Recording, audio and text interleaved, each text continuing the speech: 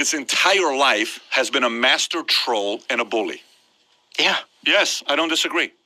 Has this been a guy that came from the streets of New York where negotiations are all hardcore and you got to go against other guys that are also hardcore because New York's DNA is like you are? This is what I like. Is that how New York is? Yes. This is New York's DNA.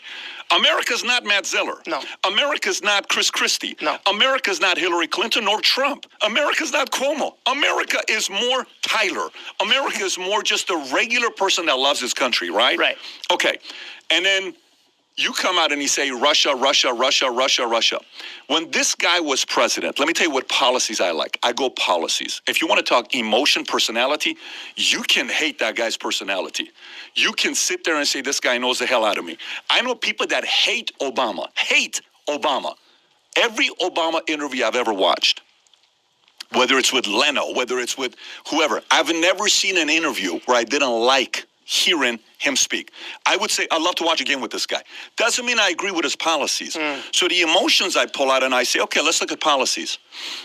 When this guy took office, he was the first guy that was not afraid of facing off China. First guy that said, you want to do this? Tariff. You want to do this? Tariff. You want to do this? Tariff. Look where we are today. These barrels that we were getting from China that was $2,500 a pop, now it's what? Containers. $40,000 a container. You think he would let them charge $40,000 today? Hell to the no. But Biden says what? End of message. End of message. What end of message? You're giving a speech on the guy that passed away. End of message. Trump stood up against China.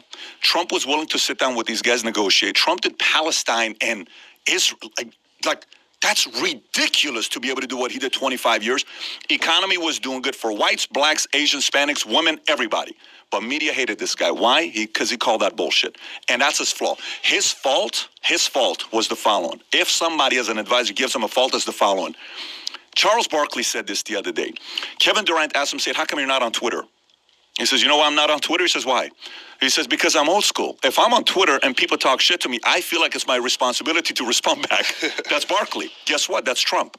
Trump needs to avoid 99% of the shit people say to him, and you just focus on the 1%. He wanted to fight everybody, and he made his life a living hell. That's on him. But that's how he's wired. That comes with the territory. But to say the guy's a Russian asset, Matt, I mean, you can say you disagree with his policies. You can say, Stormy Daniels, McDougal. You can say grab him by this with the Bush story. You can say McCain, which was an absolute, to me, what the hell are you doing going after somebody, POW? This guy served the military. You don't have the right to call out another military person. How come all these generals you don't get along with? What happened with Mattis? I get Milley. I get some of these guys. But what happened with some of these other guys? Of course, all of that stuff, fully agree. I totally get it. But to sit there and just put it all blanket. Hillary Clinton just came out and said the following.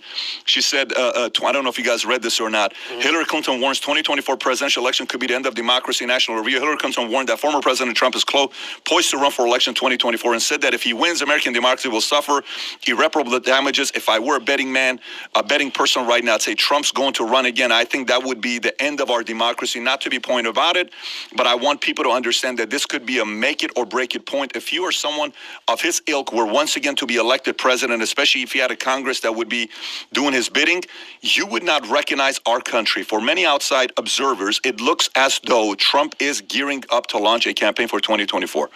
90% chance this guy's running. You know it, I know it. He's going to be running.